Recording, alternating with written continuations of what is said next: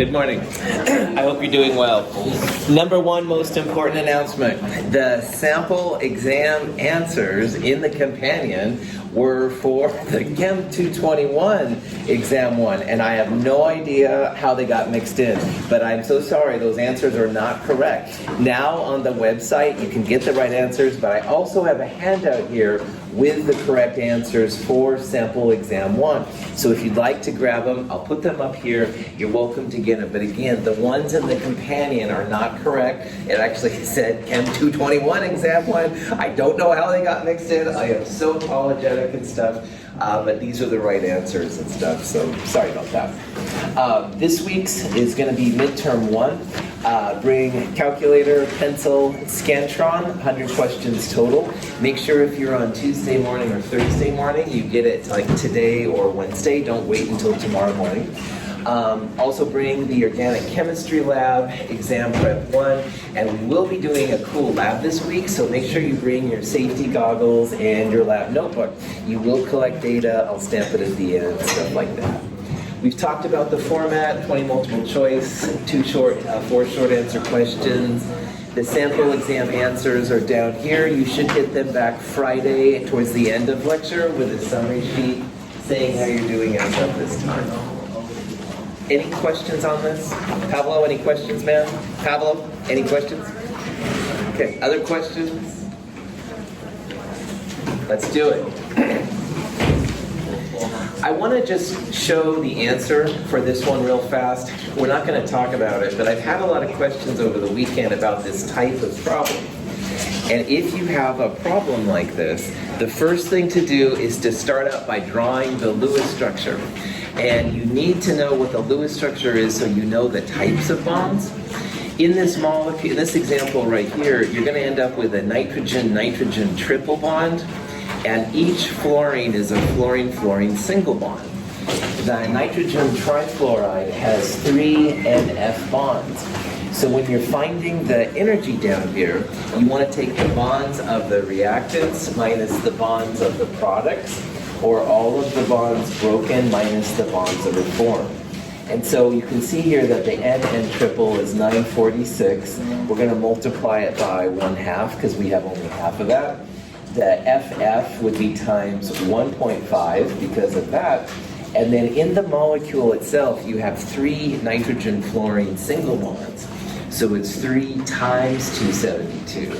So again, bonds broken minus bonds formed, bonds reactants minus bonds products. Make sure you draw the Lewis structure so you see all the different types in there.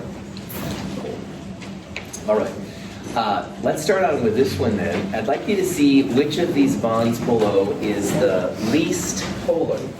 All right, which one do you think has the smallest amount of difference between the two?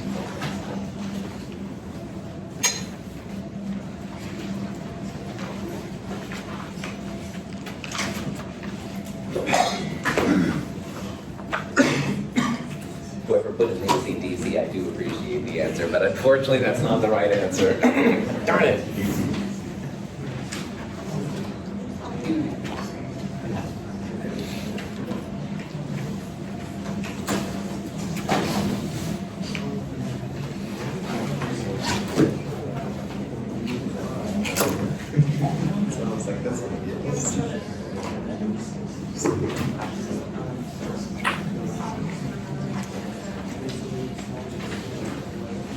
Polarity is literally the difference in the electronegativity between atoms. And if you see a question like this, the one that's least polar, you want to find the 2 of the atoms that are closest together on the periodic table, because their polarities will be different. So all A through D all have a boron. You want to find the atom that's closest to boron on the periodic table.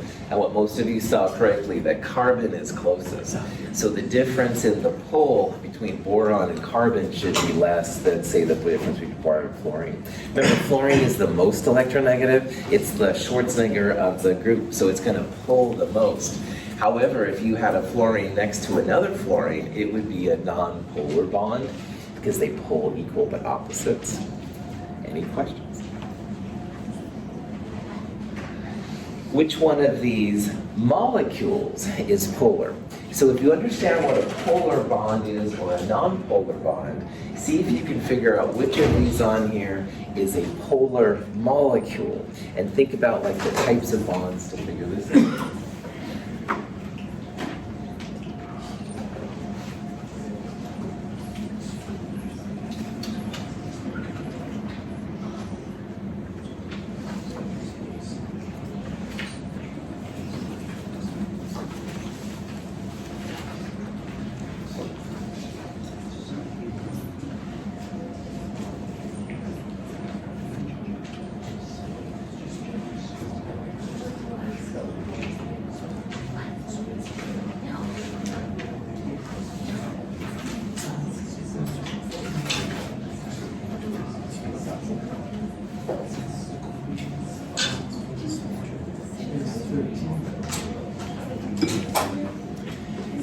If in doubt on this exam, if you have a question that you don't know how to start it, make sure that you start by drawing the Lewis structure. And if you draw the Lewis structure for these, you're going to see that all of them are symmetric around the central atom, except for the first one. Cl and F are different, so when they pull on each other, they're going to have a different kind of pull. All the rest of them, even though you have polar bonds, they're going to be non-polar molecules. If the atom is surrounded by the same kind of thing, then it's going to be non-polar. So all of these are non-polar molecules except for the ClF, because F and Cl, different poles. Questions? Which one of these molecules is most likely to have a dipole moment? See if you can interpret what that means. And again, if you're uncertain, draw the Lewis structures out. One of these Lewis structures is going to be different from the others.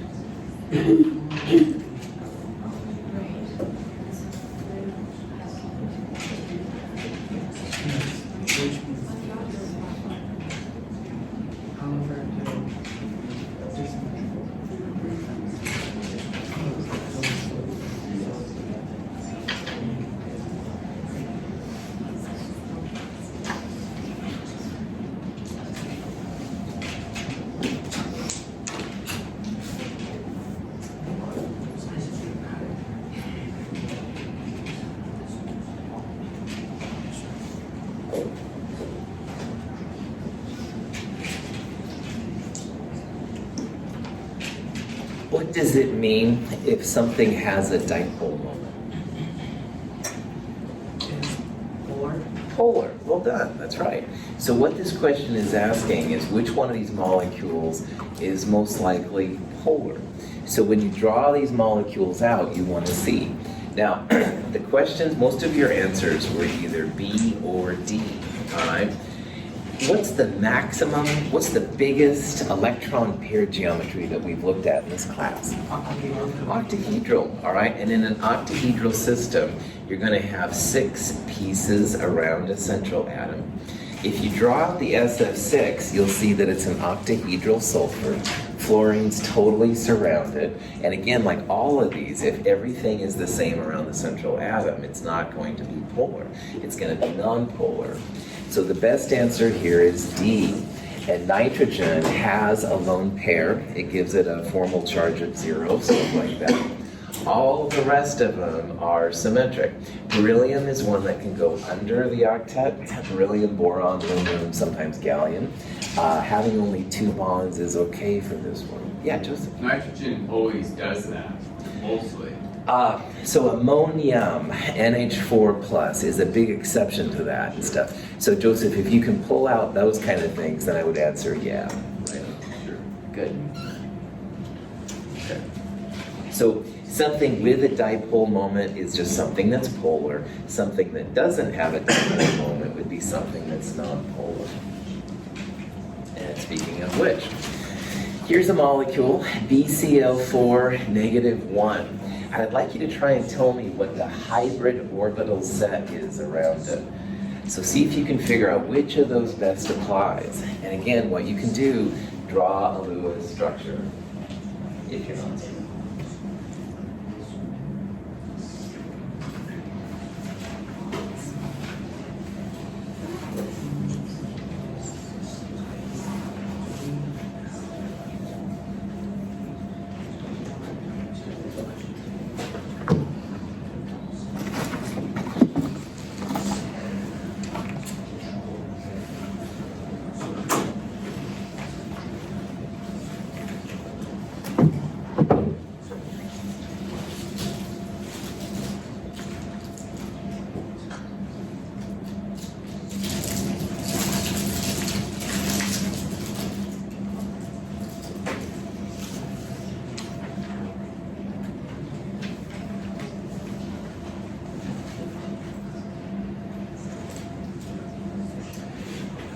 Excellent.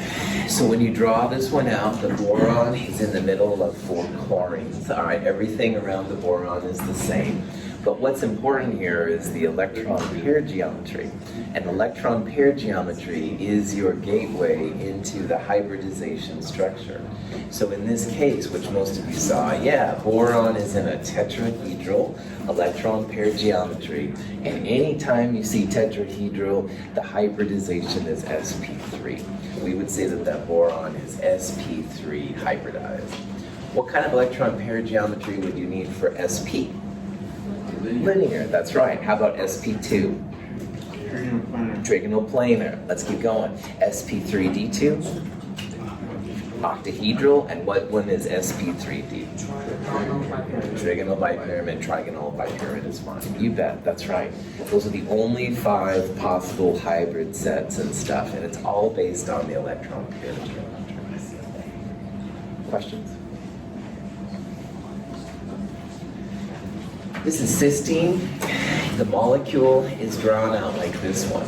I'd like you to tell me how many sigma and pi bonds cysteine has. So see if you can figure out how many sigma and pi bonds this molecule has.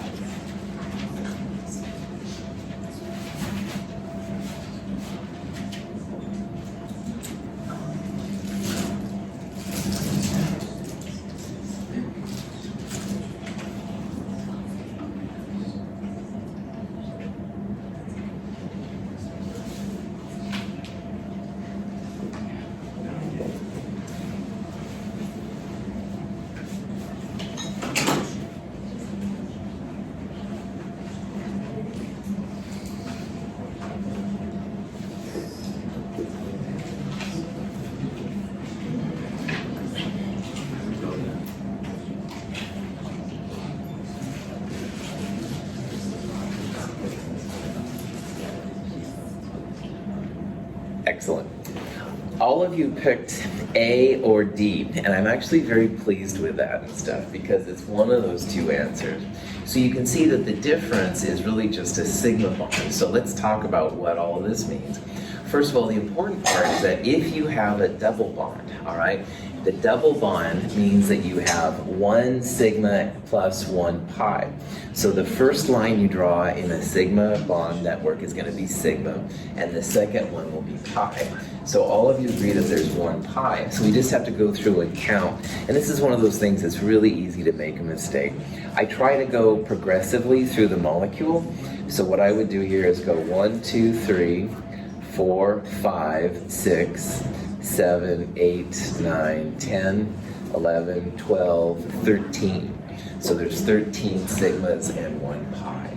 If you saw 12, that's totally fine. You've got the right idea. Just make sure you double check all the different pieces. Any questions on that?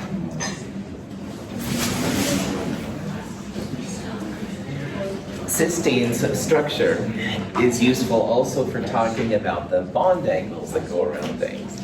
And I'd like you to try and figure out what the bond angles are around angle 1, angle 2, and angle 3. This is an HSC, this is an OCO, this is an H and H. See if you can figure out what they are.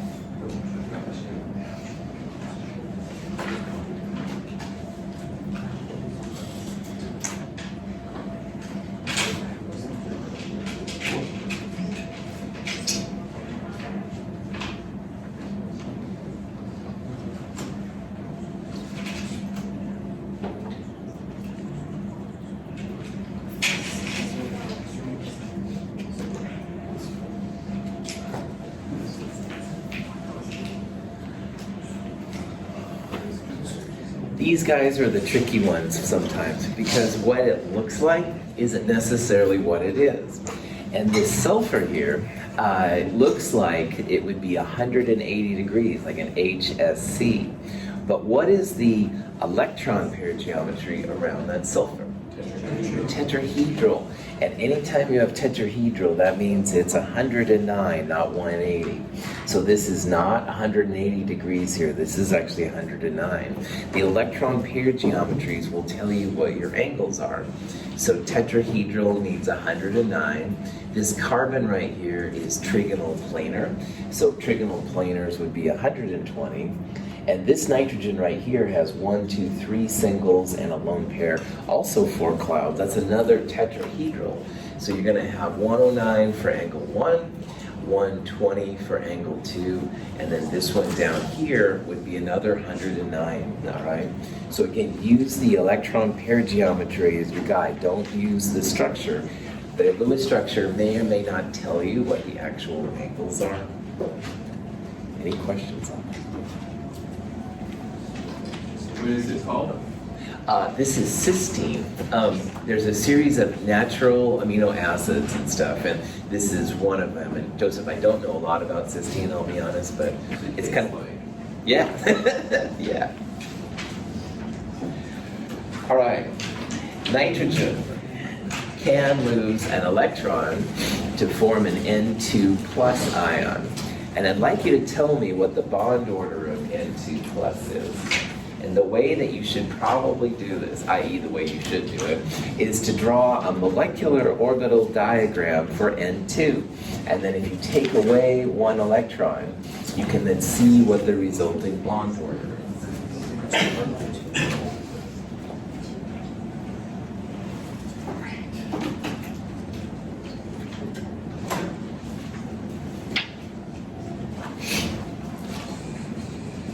Remember, it's N2 plus, not N2 2 plus, if you have entered in the thing already.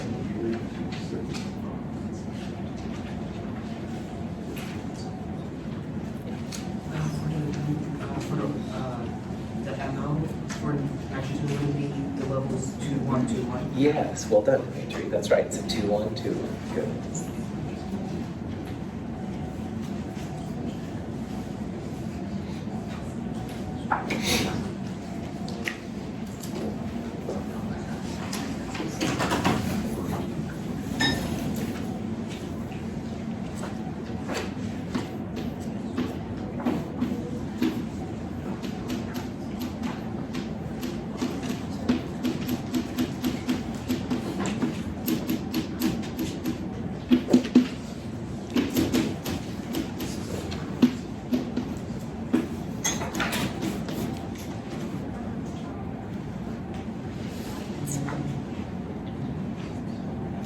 Dimitri just had a really important part here. These NBC diagrams, which are used for N2, B2, C2, etc., they're 2, 1, 2, 1.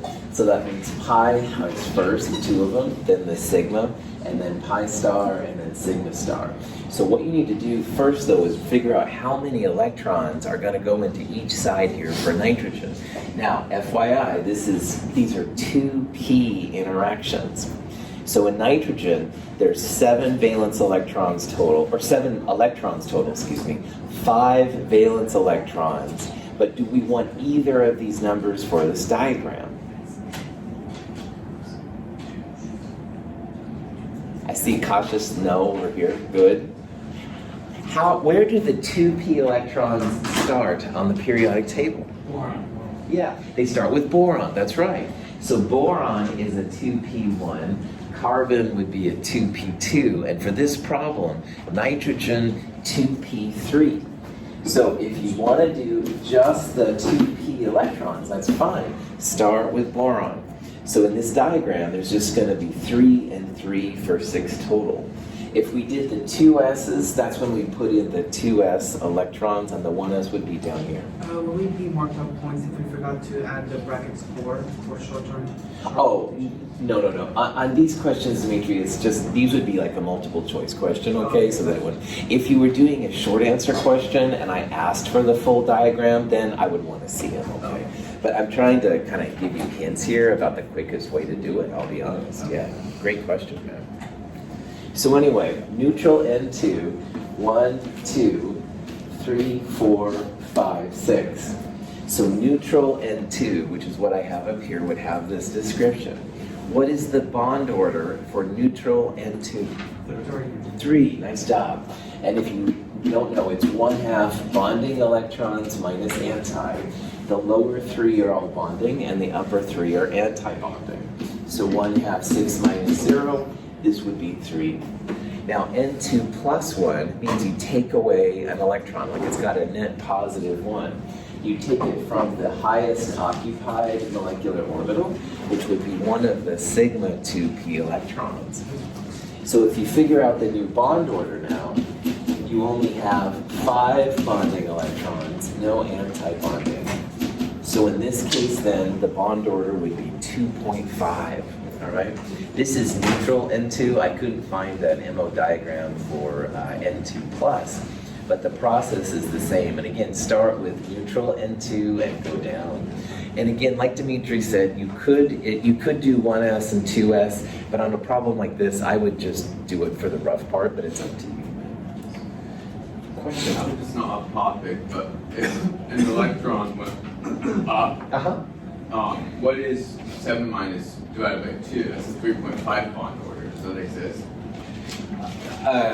So let's make sure we're on the same page. Joseph, so you're starting with neutral N2? Go up though. Yeah. We haven't talked in this class about excited states, all right? And like when we saw hydrogen jumping in Chem 221 for the emissions lab, those were like excited states relaxing back to ground states. So that stuff is really important. We're just looking at like the basic kinds and stuff, yeah.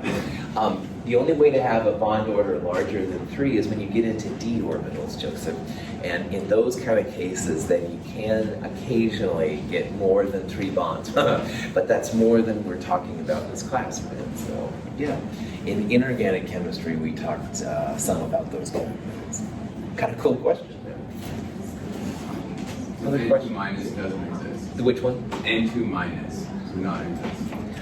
N2 minus, you go back to regular N2, you'd add one more electron. Yes, right. Sorry, just No, it's okay. Just here. Yeah, good, Joseph, that's cool. Joseph's question's good. If you have a bond order that's larger than 0, it should exist. N2 minus should exist. Pablo. So it would still be 2.5 because that's an anti-bonding. Well done. That's right. You took the words right out of my mouth, fam. That's right. This is a cool conversation. Yeah, still 2.5. That's right. You have a different highest occupied molecular orbital, but for our purpose doesn't make any difference. But they should both exist. Good job, guys. Other questions? N2 plus, diamagnetic or paramagnetic. We kind of talked about this already. If you want to enter in a thing, that's fine. Anyway, the odd electron is what makes it paramagnetic. So let's go back to the version we had before with N2 plus. It had a sigma 2p, but not extra. This would be paramagnetic. And also along what we were just talking about, the N2 minus 1, which I had in there before, would also be paramagnetic. You still have an odd electron in both of them. So again, MO is really cool for these positive, negative ions. You can pretty quickly figure them out. Although a structure would be more difficult here. All right. Here's a different one now. Let's think about the bond order of what's called the superoxide ion. And the superoxide ion, O2 negative 1. Now, what kind of a molecular orbital diagram do we want to use for the O, F, and Ne pieces? 1, 2, 1. 1, 2, 2, 1. That's right. So when you're doing this problem now, you're going to use 1, 2, 2, 1. The sigmas and the pi's have switched places. So see if you can figure out then how many electrons it's going to have, et cetera, et cetera.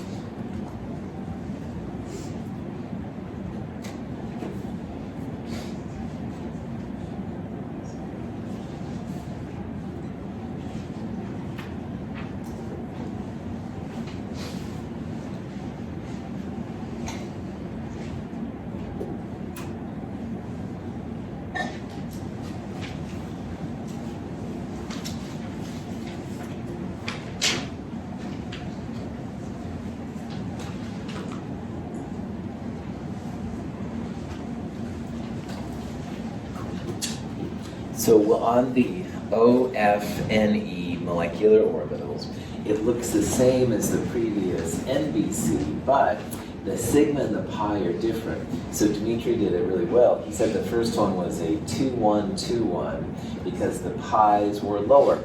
So the 2 pi's were lower than the sigma 1-2-1. This one is the so-called 1-2-2-1 because now the sigma, the 1 sigma, is lower than the 2 pi's. And so there's a different version of the OFNE. But in this case, once you have it, same process. Remember the boron starts at 1, so oxygen would be 4, a 2p4. So on each side, if you're drawing neutral O2, you'd have 8 electrons. So 1, 2, 3, 4, 5, 6, and then each electron in its own room, 7, 8. So this would be the molecular orbital diagram for neutral O2. And by the way, neutral O2, is it paramagnetic or diamagnetic? Para, that's right. The molecular orbital diagram has 2 unpaired electrons to it. And this is why MO is seen as better than Lewis structures and valence bonds. Because if you draw a Lewis structure for O2, everything looks diamagnetic, everything is paired. But in the actual MO, you've got those 2 single electrons by themselves. Now, O2 minus 1, we're going to add an electron to the lowest unoccupied molecular orbital. You can put it on either side, it doesn't matter and stuff. But notice, like Pavlov said, we're adding here an anti-bonding electron. So bond order, 1/2, bonding minus anti-bonding, 2, 4, 6, 3. You can see probably here that the bond order is 1.5. Again, this is neutral O2, so you'd add one more electron. This is the shorthand notation for O2 minus 1. Any questions? Yeah, Dan. So what I've been doing the whole time Uh-huh. is I've been adding, so since it's O2 negative, I've been adding an extra 1 to both sides. Oh. Instead of just adding 1 to them, so it's just, Yeah, totally. Dan, that's really, I'm glad you brought that up. O2 minus 1 is different from O2 minus 2. Yeah. O2 minus 1 means add just one electron, not one to each side, literally just one, okay? And then O2 minus 2 would be adding 2 electrons inside. And you'll totally see different things. I'm glad you brought that up. Yes. These different energy levels of the sigma pi bond, does that only apply to period 2? Or is that, Yeah. it doesn't, like you don't use the same rules if you go to aluminum in terms of the sigma? Right. Period 3, the 3p and 3p, it mixes a little bit with 4s and the 3d, so it's a little bit weird of a configuration. And just like this one changes over when you go nitrogen to oxygen, there's like 3 places, I think, in that one, so you have 3 different combinations and stuff. So it's just something you can tackle at a grad. All right, this will give you a taste for it, and you can apply all these rules to other stuff. It just gets a little bit more interesting. OChem. OChem will be the smallest part of this exam, but there will be some stuff on it. And one of the big parts about OChem that I'd like you to focus on is being able to name compounds. So knowing that, see if you can name this particular compound. Again, find the longest chain, longest chain of carbons, and then the smallest numbers after that.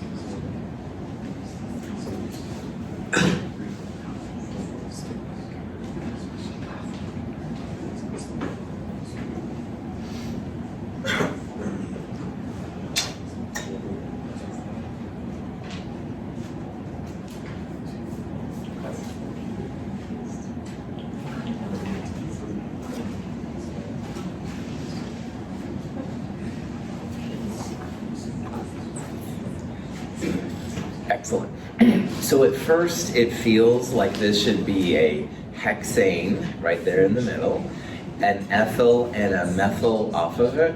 It seems very reasonable that answer B would be correct here, all right? Because the longest 6 carbons in a row is 6, ethyl and methyl, smallest alphabetical, blah, blah, blah.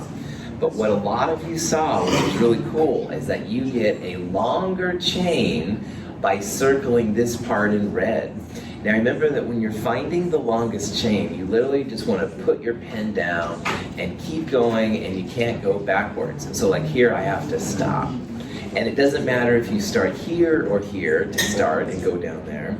Your longest piece should be 7 carbons. So 7 carbons would be a heptane. And of the heptane, the parts in blue are not part of this circled heptane part. And those are both methyls, so it's a dimethyl. And it does make a difference which way you count. If you start down here and go 1, 2, 3, 4, 5, 6, It feels kind of like this could be a 3,6-dimethylheptane. But alas, count both directions. So start also up here, 1, 2, 3, 4, 5. So 2, 5 is smaller than 3, 6. That's why the very best name here, 2,5-dimethylheptane. Longest chain, heptane is longer than hexane. And smallest numbers, 2, 5 is better than 3, 6. Yeah, Garrett? So would B still technically be considered wrong if hexane was switched out with heptane? Right on. So both B and E are answers that if you gave any chemist, they could figure out the formula, all right? But I want you to know like the best formula, all right? The one that you wouldn't want to publish with B or E in organic chemistry, all right? That's so important to them and stuff, yeah. Questions?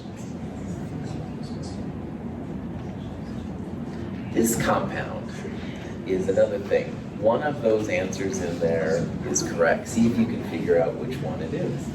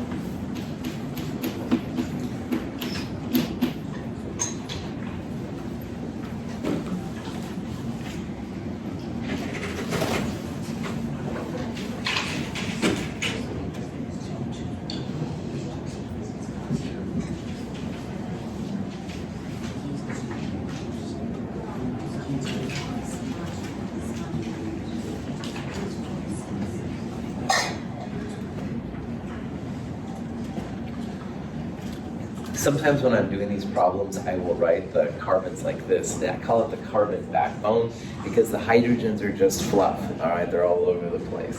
And you can see clearly here how there's a total of 6 carbons, all right? So because all of these are single bonds, there's no double bonds or oxygen or anything like that, it's going to be an alkane. And if you had 6 carbons, what would be the line of the N version of the alkane with 6 carbons? Hexane, that's right, hexane. So it's going to be an isomer of hexane. Pentane would be 5 and octane would be 8. So it's not going to be one of those, it's going to be one of these two. And again, for the other part of C versus D, you can see that the numbering is different. If you count left to right, Faith would find out that it's 1, 2, 3, 3-dimethyl. However, if you count right to left, 1, 2, a better name here, smallest thing, would be 2, 2-dimethyl butane. So 2, 2 is better than 3, 3. And because there's 6 carbons and it's an alkane, it'll be an isomer of hexane versus something else. Any questions? Yeah, Garrett. So would it be safe to say that a good rule of thumb, if you are trying to find an isomer of a compound, is, or would be to, if you have like external carbons, if you were to line them up in one line and have the maximum chain that you could, is like a good way to name those? Totally. As long as you don't have a double bond or a cyclic system or something like that, Garrett, absolutely, that's right. And that's why I really do kind of like writing it this way, because it just shows just the facts, you know. So, other questions? Which one of these could be an alkane? So this is going back to Garrett's question now. You can actually look at the formula and figure out which one of these could be an alkane.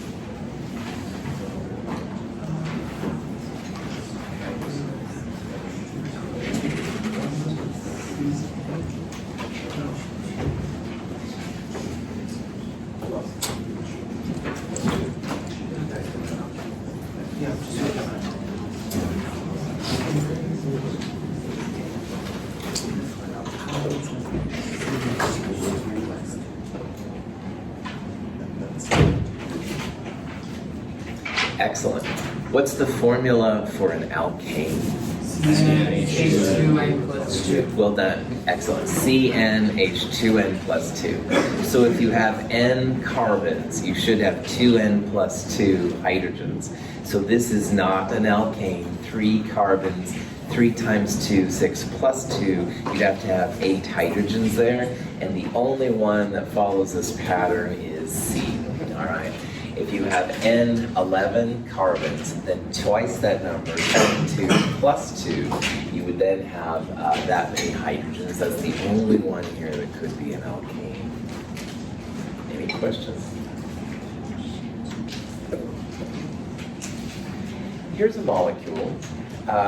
One of the powerful parts about organic chemistry, it's more interesting. See if you can figure out what the name of this thing is.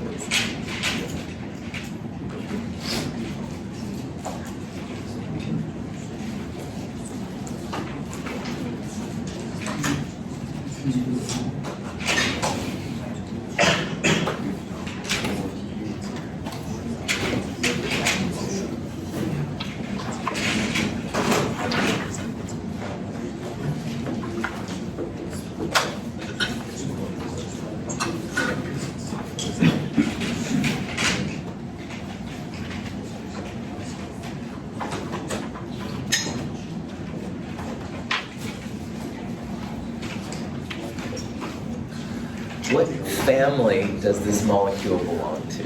Alcohol, right on. The OH part means it's an alcohol, all right? So it's going to have an OL in it. The AL would be for aldehyde. This would be a COOH group, and this wouldn't have any oxygen at all on it. So butanol is the old way of calling it, and butan number all is the new way. What's wrong with answer C? Yeah, I'm hearing it, right on. You can have the OH at more than one spot. Like you could put the OH on the end right there. That would be like a 1-butanol. And you can have the OH in the middle, which using this system would be a 2-butanol. The only one then that does both the name and the number then is answer D. So if you saw C, honestly, that's good. Just make sure you look for the numbers, all right? Because especially with the alcohols, if you get to propanol and beyond, you've got to start using the numbers to figure out which is which. And just to double check and make sure we're not going to get marked out if we do 2-butanol rather than No, 2-butanol. not at all. That's right, Karen. Yep, 2-butanol and butane-2-ol right on. I kind of like that answer better, but this is the one that the O chemists keep telling me is important. So, questions? Here's another compound. This has a carbonyl. Remember, carbonyls are oftentimes ketones and aldehydes. So see if you can figure out which of those this one is.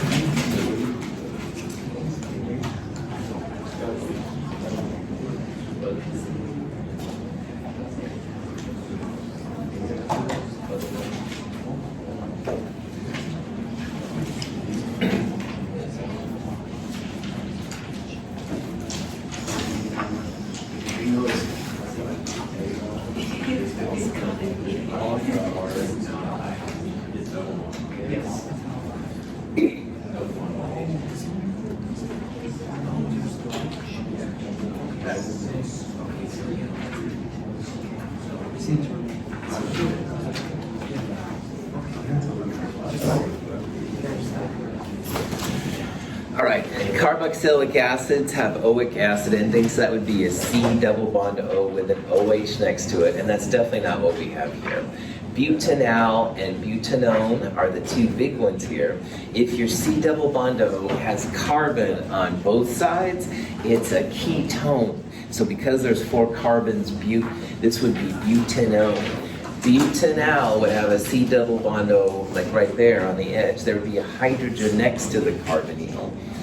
We already saw butan-2-ol. This would be a nitrogen-containing species, not a something else. questions on aldehyde versus ketone? It doesn't matter where you place it, on the second or the third. That's right. The third, and it's not an aldehyde. You bet. You don't have to say. That's right. If you rotate it around, 2 and 3 butanone, quote unquote, would be the same thing. And you're right, Joseph, if you put on the end, it would be a butanal. That's right. Yeah, Alicia. So ketones just, they have to be surrounded by carbons? Yes, or the carbonyl part of the ketone has carbons on both sides. That's right. That's what makes a ketone a ketone, Alicia. Well done. Other questions? All right, one more. This one now has a carbonyl, but notice that there's not carbon on both sides of it. So see if you can figure out what the name of this thing would be.